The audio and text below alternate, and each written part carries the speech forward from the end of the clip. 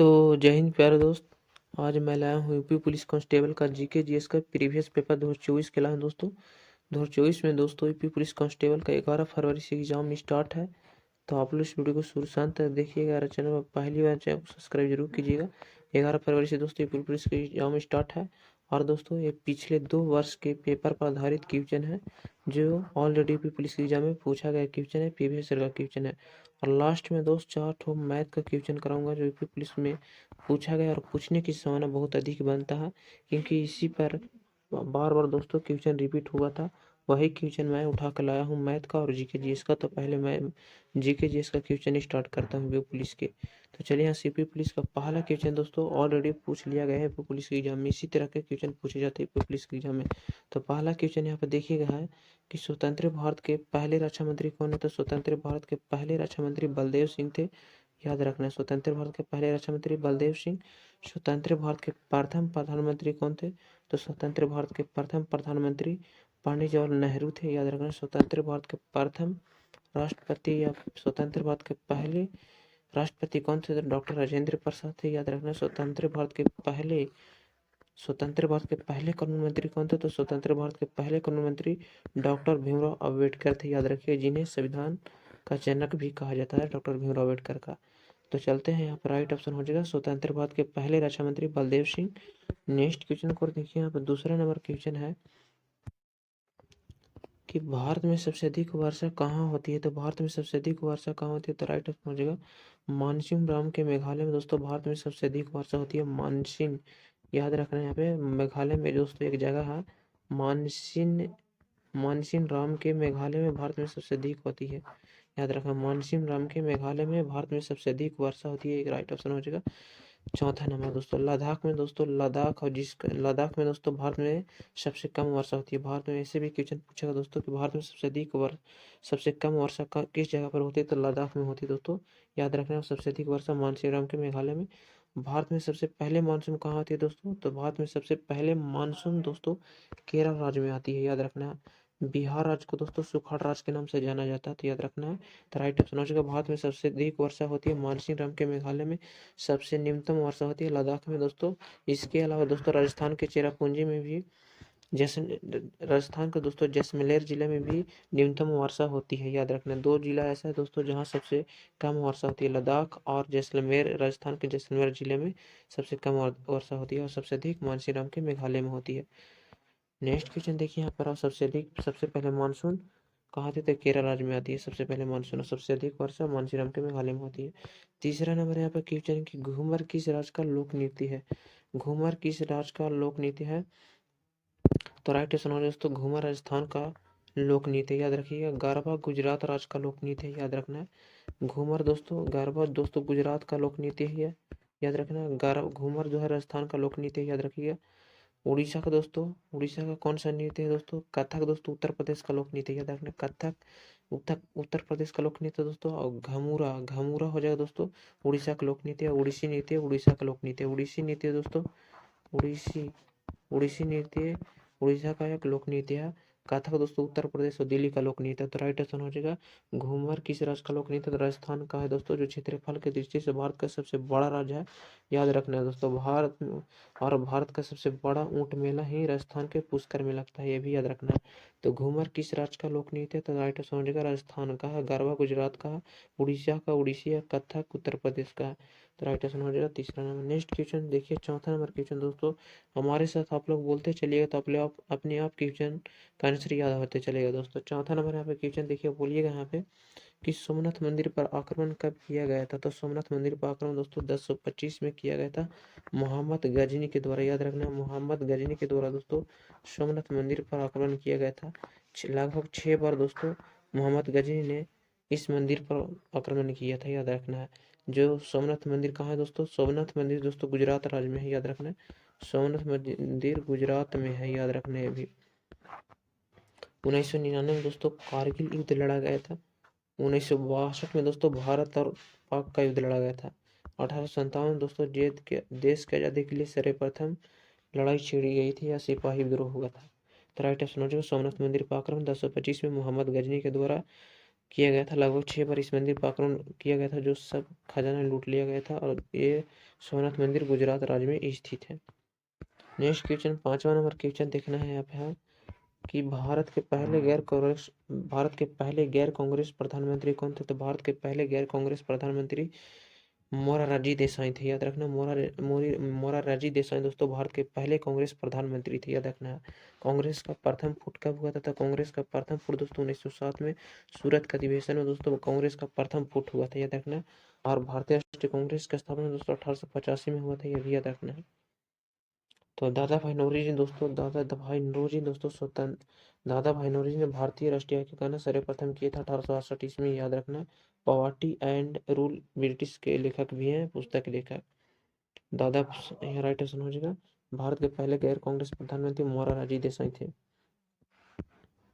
5 number question है, देखिएगा science का क्वेश्चन है। 5 नंबर है साइंस का क्वेश्चन कि 5 जगत प्रणाली का वर्गीकरण किसने किया था? तो 5 जगत प्रणाली का वर्गीकरण एच विएक्टर या आर एच विएक्टर ने किया था। तो राइट आंसर हो जाएगा एच विएक्टर ने 5 जगत प्रणाली का वर्गीकरण किया था। रॉबर्ट हुक ने दोस्तों कोशिका को खोज किया था, या कोशिका को सबसे पहले देखा था। याद रखना, तो 1665 ईस्वी में कोशिका को खोज रॉबर्ट हुक ने किया था। रॉबर्ट ब्राउन ने दोस्तों 1831 ईस्वी में जीवाणु का खोज किया था। याद रखना है, 1831 में दोस्तों 1831 ईस्वी में जीवाणु को खोज किया था रॉबर्ट ब्राउन ने। सॉरी दोस्तों, जीवाणु को खोज लीवेनहॉक ने किया था दोस्तों। याद रखना, जीवाणु को खोज लीवेनहॉक ने किया था दोस्तों। केंद्रा का खोज रॉबर्ट ब्राउन 1831 में किया था। थोड़ा मिस्टेक हो गया, याद रखना है। तो 5 जगत प्रणाली का वर्गीकरण आर एच विएक्टर ने किया था। कोशिका का खोज 1665 में रॉबर्ट हुक ने किया था। केंद्रा का खोज रॉबर्ट ब्राउन 1831 में किया था। लीवेनहॉक ने दोस्तों जीवाणु को खोज किया था। याद रखना, 1676 में लगभग जीवाणु को खोज लीवेनहॉक ने किया था। 1831 में रॉबर्ट ब्राउन केंद्रा को खोज किया था। नेक्स्ट क्वेश्चन देखना है यहाँ पे 7वां नंबर क्वेश्चन है कि आनुवंशिकता का पिता किसे कहा जाता? तो आनुवंशिकता का पिता दोस्तों ग्रेगर जॉन मेंडल को आनुवंशिकता का पिता कहा जाता है। याद रखना, फ्रांक ने दोस्तों विटामिन का खोज किया था। विटामिन का खोज किसने किया था? फ्रांक ने विटामिन का खोज किया था। याद रखना, विटामिन का खोज फ्रांक ने किया था। बेंजामिन फ्रैंकलिन ने दोस्तों बिजली को खोज किया था। याद रखना है, आविष्कार नहीं किया था दोस्तों, ये बिजली को खोज किया था दोस्तों। आविष्कारक और खोज में अंतर होता है, तो ये बिजली का खोज किया था बेंजामिन फ्रैंकलिन ने। बल्ब का दोस्तों बल्ब का खोज एडिसन ने किया था। याद रखना, बल्ब का खोज किसने किया था? तो एडिसन ने किया था बल्ब का खोज। तो आनुवंशिकता का पिता ग्रेगर जॉन मेंडल को माना जाता है। राइट ऑप्शन हो जाएगा तीसरा नंबर यहाँ पे। 8वां नंबर क्वेश्चन यहाँ पे देखिएगा है कि फ्रांस की क्रांति कब हुआ था? तो फ्रांस की क्रांति 1789 में लड़ा गया था। याद रखना, फ्रांस की क्रांति 1971 में दोस्तों भारत और पाक का द्वितीय युद्ध हुआ था। 1857 में सिपाही विद्रोह हुआ था। 1917 में रूस की क्रांति हुआ था। रूस क्रांति के जनक दोस्तों लेनिन को माना जाता है। याद रखना, रूस क्रांति का जनक लेनिन को माना जाता है। याद रखना है ये भी। तो फ्रांस की क्रांति 1789 में राइट ऑप्शन चौथा नंबर हो जाएगा। नेक्स्ट क्वेश्चन देखिए 9 नंबर क्वेश्चन यहाँ पे है कि मानव शरीर की सबसे बड़ी ग्रंथि है। तो मानव शरीर की सबसे बड़ी ग्रंथि यकृत है। लगभग इसका भार 1.5 kg होता है दोस्तों। याद रखना, यकृत का भार लगभग 1.5 kg होता है, ये भी याद रखिएगा। पीयूष ग्रंथि दोस्तों मानव शरीर का सबसे छोटा ग्रंथि है। पिट्यूटरी ग्रंथि दोस्तों इसे मास्टर ग्रंथि के नाम से जाना जाता है। याद रखना, तो मानव शरीर की सबसे बड़ी ग्रंथि यकृत होता है दोस्तों। मास्टर ग्रंथि पिट्यूटरी का सबसे छोटा ग्रंथि पीयूष कहा जाता है। याद रखना, थायराइड ग्रंथि दोस्तों थायराइड ग्रंथि के स्रावित होने के कारण ही हमारे शरीर में आयोडीन की कमी से या थायराइड ग्रंथि के आयोडीन की कम खाने के कारण जो थायराइड ग्रंथि स्रावित होता है दोस्तों, इससे हमें घेंगा रोग होता है। याद रखना, तो हमारे शरीर की सबसे बड़ी ग्रंथि है दोस्तों पिट्यूटरी यकृत है दोस्तों। याद रखना, राइट ऑप्शन हो जाएगा पहला नंबर। नेक्स्ट क्वेश्चन देखिए 10वां नंबर क्वेश्चन यहाँ पे है। 10वां नंबर यहाँ पे क्वेश्चन है कि स्वाद में खट्टे पदार्थ को प्रकृति होती है। तो स्वाद में खट्टे पदार्थ की प्रकृति होती है दोस्तों, खट्टे पदार्थ की बोला है दोस्तों, खट्टे पदार्थ बोला है तो राइट ऑप्शन हो जाएगा अम्लीय दोस्तों। एक स्केल पर दोस्तों 0 से लेकर 14 तक पीएच मान दोस्तों एक स्केल का खोज ये स्केल है दोस्तों। इस पर 0 से लेकर 14 तक पीएच मान अंकित रहते हैं। इस स्केल का खोज दोस्तों सोरेनसन ने किया था। याद रखना, पीएच स्केल का खोज किसने किया था? तो सोरेनसन ने दोस्तों पीएच स्केल का खोज किया था। याद रखना दोस्तों, जिससे अम्लीयता या इस स्केल से दोस्तों जिससे अम्लीयता या क्षारीयता मापा जाता है। इस स्केल पर दोस्तों 0 से लेकर 14 तक अंक अंकित रहते हैं। बीच में दोस्तों जो 7 होता है ये उदासीन का या जल उदासीन के बराबर होता है दोस्तों। 7 जिसका पीएच जल का पीएच मान दोस्तों 7 होता है, जो उदासीन कहलाता है 7। क्षारीयता दोस्तों 7 से अधिक वाला दोस्तों 7 से अधिक वाला क्षारीयता 7 से यानी कम वाला दोस्तों अम्लीयता को दर्शाता है, याद रखना है। यहाँ पे 1 हो गया, यहाँ पे 6, 1 से 6 तक यहाँ पे अंक रहेंगे, 7 से यहाँ तक 14, 8 से लेकर 14 तक अंक, और 7 से अधिक वाला दोस्तों अम्लीय क्षारीयता दर्शाता है, 7 से अधिक क्षारीयता, 7 से कम अम्लीयता दर्शाता है, याद रखना है। तो स्वाद में खट्टे पदार्थ की प्राकृतिक अम्लीय होती है, याद रखना है।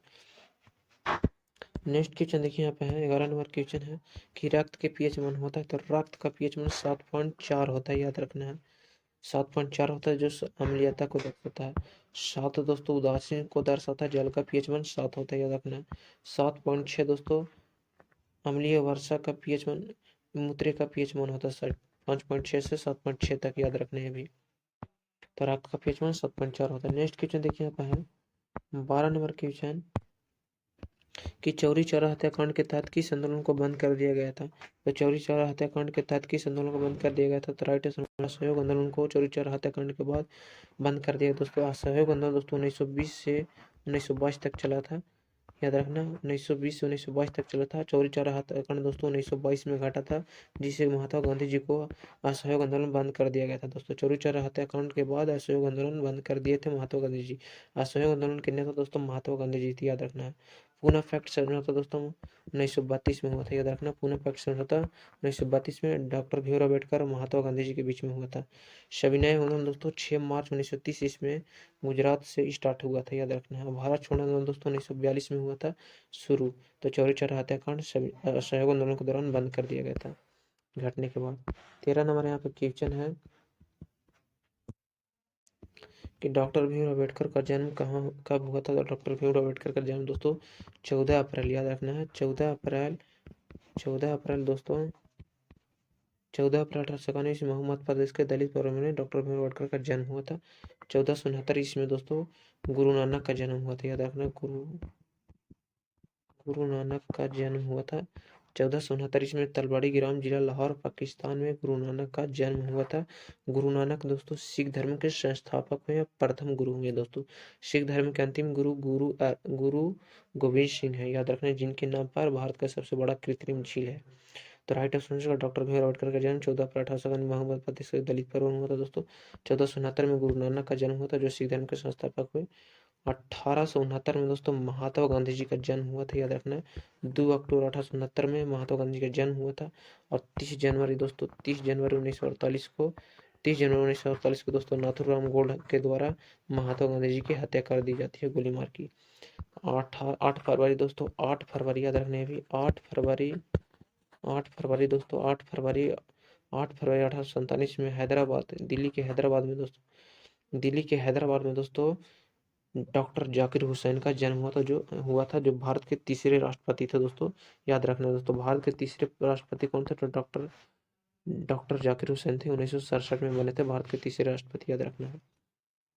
तो पहला नंबर ऑप्शन सही हो जाएगा। डॉक्टर भीमराव का जन्म 14 अप्रैल दलित परिवार में हुआ था। 14 नंबर क्वेश्चन के जीव विज्ञान का पिता किसे कहा जाता है। तो जीव विज्ञान का पिता किसे कहा जाता है, तो राइट समझ गए, अरस्तु को जीव विज्ञान का पिता कहा जाता है दोस्तों। न्यूटन को दोस्तों फिजिक्स का पिता कहा जाता है, या गुरुत्वाकर्षण का सिद्धांत दिए थे, याद है। गुरुत्वाकर्षण का सिद्धांत किसने दिया, तो न्यूटन ने दिया, तो दोस्तों याद रखने अभी। और जीव विज्ञान का पिता अरस्तु को दोस्तों इतिहास का पिता हेरोडोटस को कहा जाता है। इतिहास का पिता हेरोडोटस को, जीव विज्ञान का पिता अरस्तु को। 15 नंबर क्वेश्चन यहाँ पे देखिएगा ये पाटना में गोलघर का निर्माण कब हुआ था। तो पाटना में गोलघर का निर्माण 1786 में हुआ था दोस्तों, याद रखना। पाटना में गोलघर का निर्माण 1786 में दोस्तों। पाटना का निर्माण किसने करवाया था, तो पाटना का निर्माण दोस्तों उदयनी ने करवाया था, यह भी याद रखिएगा। पाटना का निर्माण किसने करवाया था, उदयनी ने करवाया था अपने शासनकाल के दौरान। और पाटना में गोलघर का निर्माण 1786 में दोस्तों अनाज रखने के उद्देश्य से बनाया गया था। 1980 में भारतीय जनता पार्टी का स्थापना हो गया था। 1885 में भारतीय राष्ट्रीय कांग्रेस का स्थापना हुआ था। 1875 में आर्य समाज का स्थापना हो गया था। तो पाटना में गोलघर का निर्माण 1786 में अनाज रखने के उद्देश्य से बनाया गया था। नेक्स्ट क्वेश्चन देखिए यहाँ पर है 16 नंबर क्वेश्चन है कि वायुमंडल में नाइट्रोजन कितना प्रतिशत पाया जाता है। तो वायुमंडल में नाइट्रोजन की बात की जाए तो 78% नाइट्रोजन वायुमंडल में। ऑक्सीजन 21% पाया जाता है वायुमंडल में। कार्बन डाइऑक्साइड 0.03% पाया जाता है, याद रखना। तो वायुमंडल में नाइट्रोजन राइट समझेगा 78% पाया जाता है, दूसरा नंबर सही हो जाएगा। 17 नंबर क्वेश्चन यहाँ पे देखिएगा है कि रामपा विद्रोह कब हुआ था? तो रामपा विद्रोह दोस्तों 1916 में हुआ था, याद रखना है। रामपा विद्रोह राइट ऑप्शन हो जाएगा पहला नंबर। रामपा विद्रोह 1916 में हुआ था, राइट ऑप्शन हो जाएगा पहला नंबर यहाँ पे। और देखिए यहाँ पे 1757 में दोस्तों प्लासी का युद्ध हुआ था, याद रखना है। प्लासी का युद्ध कब हुआ था? तो 1757 में प्लासी का युद्ध लड़ा गया था, याद रखना है। अभी 1764 में बक्सर का युद्ध लड़ा गया था, याद रखना है। बक्सर का युद्ध कब लड़ा गया था? तो 1764 में बक्सर का युद्ध लड़ा गया था, याद रखना है। 1576 में दोस्तों हल्दी घाटी का युद्ध हुआ था, याद रखना है। हल्दी घाटी का युद्ध कब लड़ा गया था? 1576 में हल्दी घाटी का युद्ध लड़ा गया था। तो राइट आंसर हो जाएगा 15 रामपा विद्रोह 1916 में हुआ था। 18 नंबर क्वेश्चन यहाँ पे देखिएगा है कि वल्लभ भाई पटेल को सरदार की उपाधि किस आंदोलन के दौरान दिया गया था? तो सरदार वल्लभ भाई पटेल को सरदार की उपाधि किस आंदोलन के दौरान दिया गया था? तो राइट आंसर हो जाएगा बारदौली आंदोलन के दौरान दिया गया था दोस्तों। चंपारण सत्य हुआ थे, सरदार वल्लभ भाई पटेल को सरदार की उपाधि बारदौली आंदोलन के दौरान दिया गया था, जिन्हें याद रखना है। और सरदार वल्लभ भाई पटेल को दोस्तों भारत का लौह पुरुष के नाम से भी जाने जाते हैं, याद रखने हैं भी। चंपारण के सत्याग्रह के बाद दोस्तों बरदौली के खेड़ा खेड़ा आंदोलन के बाद बरदौली का सत्याग्रह हुआ था, याद रखने अभी। तो सर वल्लभ भाई पटेल को सरदार की उपाधि बरदौली सत्याग्रह के दौरान दिया गया था, जो भारत के बिस्मार्क के नाम से जाने जाते हैं, लौह पुरुष के नाम से। 19 नंबर क्वेश्चन को हीराकुंड बांध किस नदी पर? तो हीराकुंड बांध महानदी पर, याद रखना। भाखड़ा नंगला परियोजना सतलज नदी पर, याद रखना है। तो हीराकुंड बांध महानदी पर है, याद रखना। राइट आंसर हो जाएगा दूसरा नंबर, हीराकुंड बांध सतलज नदी पर है।